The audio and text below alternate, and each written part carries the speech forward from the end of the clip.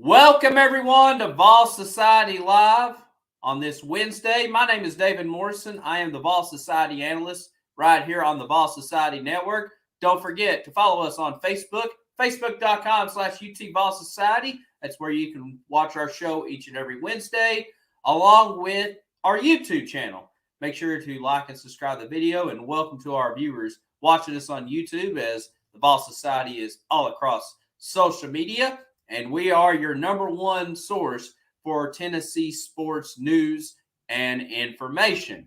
We got a lot to talk about tonight. We will recap the huge Tennessee win over the Kentucky Wildcats last night at Thompson-Mullen Arena, 76-63. We will also dive into the Lady Vols getting ready for a big game tomorrow night against Alabama.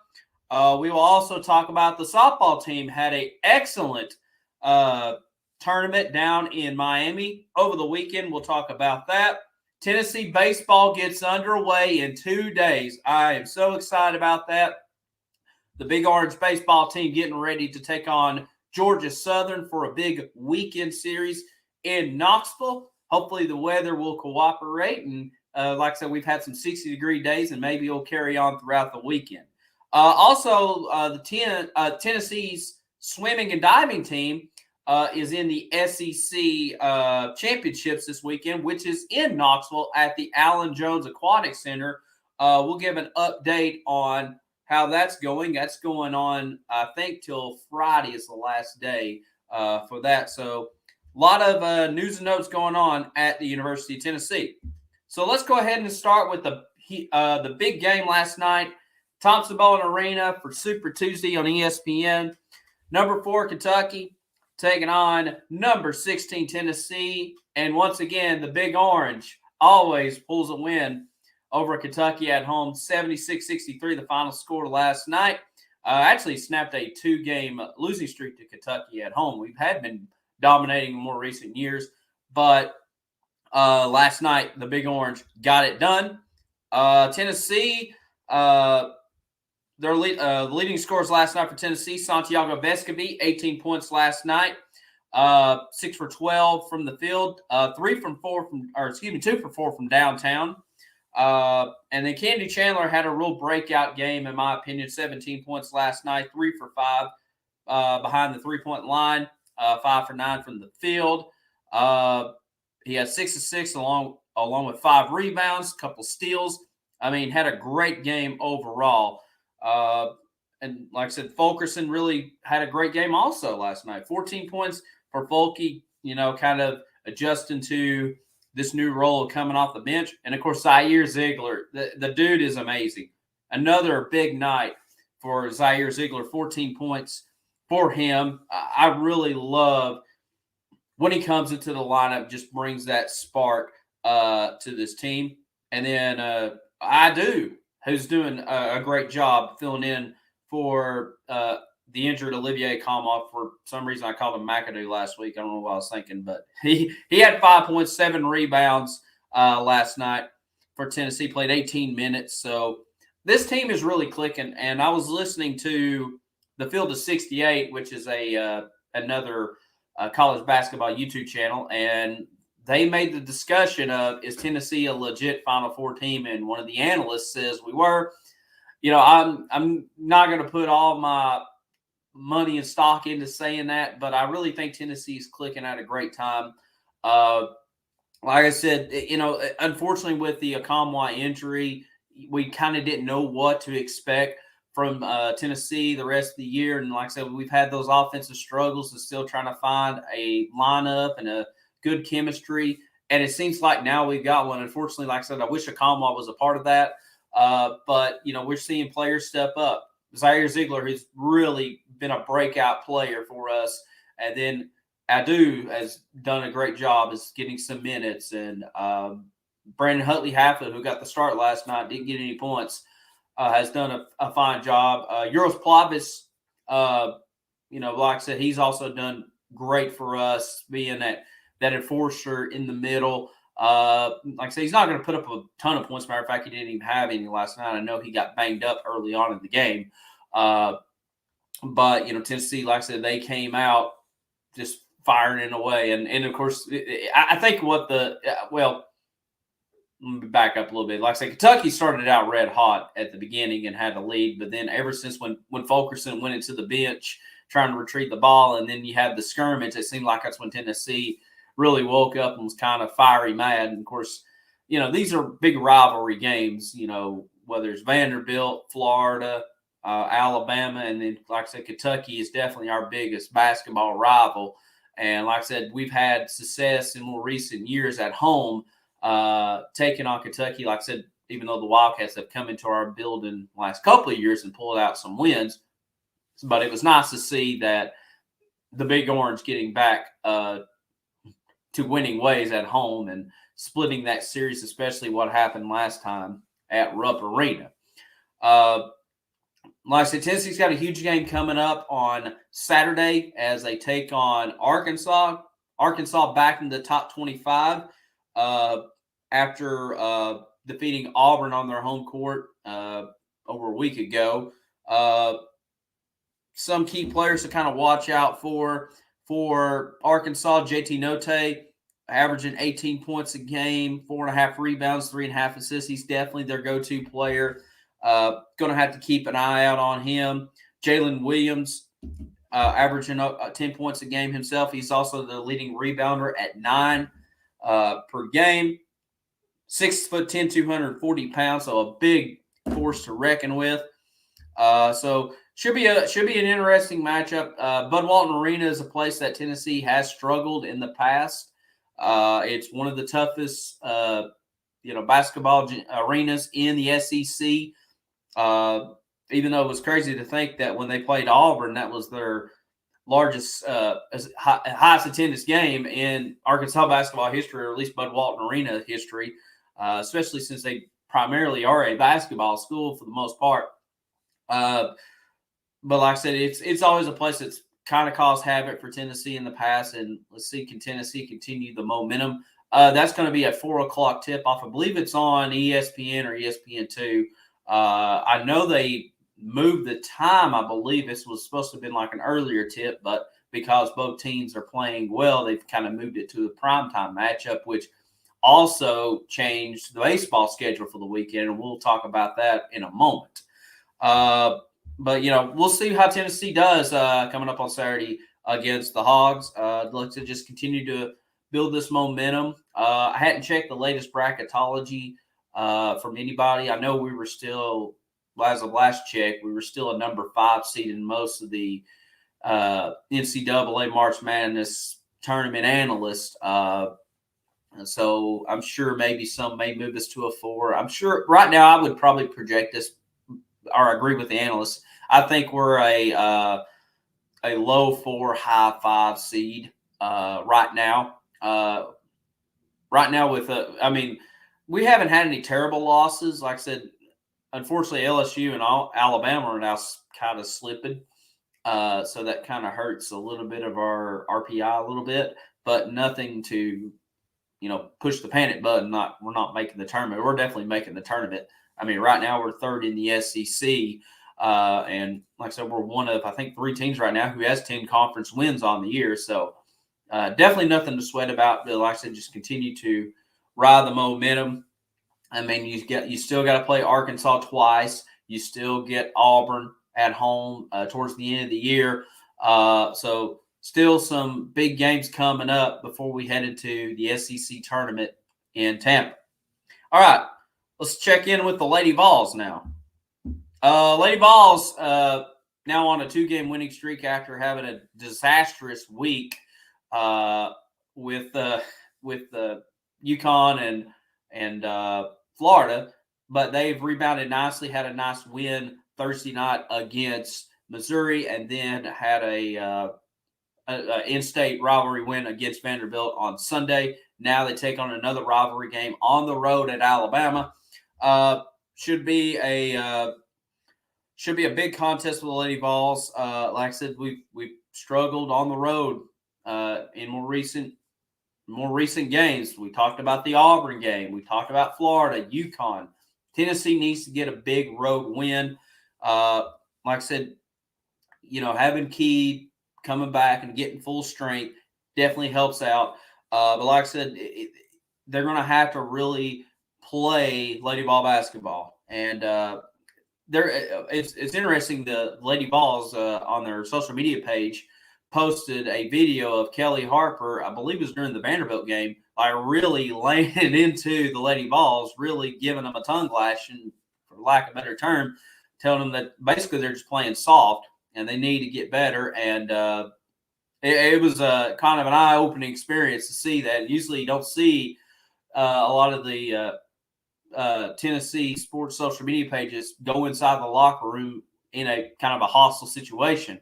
Normally it's more, good job, guys, and celebrations, and they still do that, but definitely is a very interesting look into that situation. But we shall see how they'll do tomorrow night at 7 o'clock Eastern time, 6 o'clock in Tuscaloosa. That game is going to be on the SEC Network Plus app. So if you have that, you can watch the game. All right. Tennessee baseball gets underway in 2 days. Actually, let me, before I talk about that, I should mention this. Kelly Harper was announced as a nominee for the Naismith Coach of the Year. So congratulations to Kelly Harper for that. All right, baseball. Gets underway in 2 days, taking on Georgia Southern in a weekend series. Get the schedule pulled up really quick here. Tennessee will take on Georgia Southern tomorrow on Friday afternoon at 4:30, and then the Saturday and Sunday games have been moved to 1 o'clock first pitches. Like I said, because of basketball and other stuff going on at the University of Tennessee. Like I said, baseball is back for Tony Vitella and the Baseballs. I'm excited about it. We'll see how they will do coming up this weekend. Like I said, I'm not expecting a whole lot out of this series. I'm sure you'll see, the familiar faces, Jake Rucker, Jordan Beck, Evan Russell. But I don't expect to see anything, like too much. They're not going to show probably too much. I think they're going to kind of just see what they have. You're probably going to see a lot of names that's new to Vol fans, and just experimenting here this weekend and figure out who's going to get some playing time for the Tennessee baseball team. But I'm excited. We got baseball back. Tennessee softball team had a great weekend down in Miami at the Felsberg Invitational. Lady Vols went undefeated throughout the entire weekend. They didn't get to. They're supposed to play Maryland on Sunday, but that was rained out and they canceled the rest of the tournament. But the Lady Vols did go 4-0 in the weekend. They defeated UNC Greensboro Friday morning, 4-0. And Ashley Rogers got the start in that one, hometown girl from where I live. She pitched a shutout on the first game Friday, and then the second game she picked up the save as Tennessee beat Maryland 2-1. And then on Saturday afternoon, Tennessee beat FIU 4-3, and then came back that Saturday night and won 7-1. And like I said, the rest of the tournament was canceled on Sunday. Ashley Rogers also won SEC Co-Pitcher of the Week for her performance in the Invitational. And the Lady Vols will still play in another Invitational tournament, the St. Pete Clearwater Elite Invitational, and there's some elite teams in here. So, and that starts tomorrow morning at 10 o'clock. That will be on ESPNU if you want to catch the Lady Vols. They take on Notre Dame. And then at 4 o'clock on ESPNU, they'll take on Florida State. And then Friday afternoon on the SEC Network, they take on number 5 Washington. So a top 5 matchup for the Lady Vols right out of the gate. And then they get Clemson later on that night. And that's on the ESPN Plus app. And then UCF is on Saturday. So Lady Vols doing their thing on the diamond, and excited to see what's going to happen. I really, like I said, probably being biased to Ashley Rogers since she's from my hometown. but she's one of the best pitchers in the SEC, along with Montana Fouts from Alabama, who broke out in the scene in the SEC tournament and the NCAA tournament. So it should be very interesting to see how both these ladies do. Hopefully, Ashley Rogers comes out with the better year over Montana Fouts, but we shall see. That's really all kind of going on as far as the major sports go. Do want to touch on the SEC swimming and diving championships currently at the Aquatic Center in Knoxville. The Allen Jones Intercollegiate Aquatic Center. Easy for me to say. Going on February 15th and the 19th. So got started yesterday. I'm kind of read it off of the Tennessee sports page here. Like I said, got underway. Tennessee swimming and diving teams, they brought home 4 medals and posted 5 top 10 times in program history. Great first day for the Tennessee swimming and diving teams. Let's see, the women threw down the fastest time in the nation this season, winning the 800 freestyle relay at 6 minutes and 56 seconds. Some of the participants, and I'm going to butcher these names, and I apologize. Julia Marzarowski, Ellen Walshy, Trudy Roderick, and Taja Pinter. That marks the 3rd best time in program history. And then the Lady Vols participated in the 200 melody relay, and their time was a minute 34 seconds, and that was a silver medal. The lineup was Joseph. Let's see. Oh, wait, that ain't right. Yeah, that's right, I guess. Josephine Fuller, Mona Masheri, Ellen Walshy, and Anna Julia Cooch, and they ranked 2nd in program history. And on the men's side, 200 melody relay, the lineup of Bjorn Codman, Michael Hooley, Keiki Moda, and Jordan Crooks threw down a mark of minute 23.35 to finish 3rd, and that was the 3rd fastest in the Tennessee record book. So overall, the Tennessee swimming and diving team, after day 1, the SEC women's team is in 4th place with 145 points, 10 from first place Texas A&M, and the Tennessee women won the SEC swimming and diving championship back in 2020. And the men, who hasn't won it in decades, is 2nd place behind Texas A&M, only 1 point behind. I would love to see both of these programs win this SEC swimming and diving championship, especially the men. It's been a long time since they've won it. So we shall see how they do. Like I said, happy that the city of Knoxville is hosting it this weekend. And like I said, some big things going on in Knoxville throughout this entire weekend. So SEC baseball gets underway Friday. Of course, Tennessee's a part of that. Softball going on. Basketball still rolling on too. If you probably notice, it's still daylight where I'm at. I'm actually going to be recording this episode earlier in the day, but you'll still see it at the normal time at 8 o'clock. And next week, we'll be doing the same thing. So you'll still get Vols Society live at 8 o'clock. It's just I'm going to be kind of recording earlier in the day due to some prior commitments I've got going on in my life right now. So, but we thank you for still supporting Vols Society live on Wednesday nights and with the show, and try to bring you updates of what's going on at the University of Tennessee. And if anything else breaks, we'll make sure to post it right here on our Facebook page at facebook.com/UT Vols Society. There's the website one more time for you to follow along. We thank you for all of our followers, over like 4,500 and counting. I mean, that's just, it's very humbling to see that. YouTube channel is doing really great. And like I said, just continue to spread the word about the Vols Society on social media. And like I said, if for all Tennessee fans, all voices, all opinions, and we're having a lot of fun. We support all the Tennessee sports. We don't just follow one individual sport or 2 or 3. We try to follow every one. Like I said, not a lot of Tennessee fans probably didn't know we were hosting the SEC Swimming and Diving Championship, but we just brought it right here on Ball Society Live, and we'll continue to bring other content throughout the University of Tennessee Athletics. So that's going to wrap it up for me tonight.